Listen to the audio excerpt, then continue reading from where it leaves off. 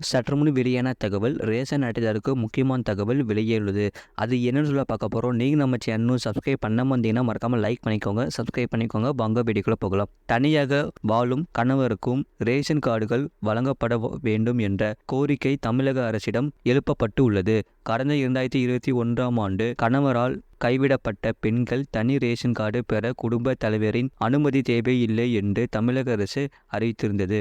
இது குறித்து வெளியிடப்பட்டிருந்த அறிவிப்பில் ஒரு பெண்மணி கணவரால் நிராதரவாக கைவிடப்பட்டு அல்லது மனவாழ்வு முறிவுற்று தனியாக வசித்து வரும் நிலையில் அவரது ஆதார் எண் கணவர் வைத்திருக்கும் குடும்ப அட்டையில் இணைக்கப்பட்டுள்ள நேர்வுகளில் சம்பந்தப்பட்ட பெண் மற்றும் அவரை சார்ந்துள்ள குழந்தைகள் தனியாக வசித்து வருவது தணிக்கை மூலம் உறுதி செய்து எழுத்து மூலமான வாக்குமூலம் பெற்று சம்பந்தப்பட்ட அலுவலர் தனது அதிகார வரம்பினை பயன்படுத்தி குடும்ப தலைவரின் அனுமதி இல்லாமல் சம்பந்தப்பட்ட பெண்ணின் பெயரினை குடும்ப அட்டையிலிருந்து நீக்கவும், தனியாக வாழும் சம்பந்தப்பட்ட பெண்மணி புதிய குடும்ப அட்டை கோரும்போது சட்டபூர்வமான நீதிமன்ற விவாகரத்து சான்று போன்ற ஆவணங்கள் ஏதும் சமர்ப்பிக்க வலியுறுத்தாமல் புதிய குடும்ப அட்டை வழங்க நடவடிக்கை மேற்கொள்ள வேண்டும் என்று தெரிவிக்கப்பட்டிருந்தது. இந்நிலையில் தனியாக வாழும் கணவனுக்கு தனி ரேஷன் கார்டு வழங்கப்பட வேண்டும் என்ற கோரிக்கை தற்போது எழுந்துள்ளது.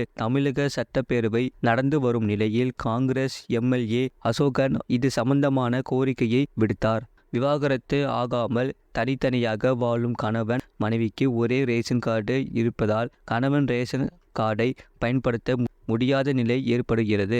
எனவே தனித்து வாழும் கணவருக்கு தனி ரேஷன் கார்டு வழங்க வேண்டும். சட்டப்பூர்வமாக பிரித்து தனி குடித்தனம் நடத்துபவர்களுக்கு தான் அரசு தனி ரேஷன் கார்டு வழங்க முடியும். இதில் நிதியமைச்சருக்கு தெரியாது ஏதுமில்லை. இந்த விவாகரத்தில் எனக்கு எந்த முன் அனுபவமும் இல்லை. இவ்வாறாக சட்டசபையில் விவாதம் நடந்தது.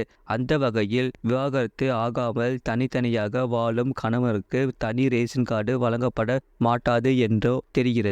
இது போன்ற செய்திகளை உடனுக்குடன் அறிந்து கொள்ள மறக்காம சேனலை சப்ஸ்கிரைப் செய்யுங்கள். மற்றவர்களுக்கு தெரியப்படுத்த ஷேர் செய்யுங்கள்.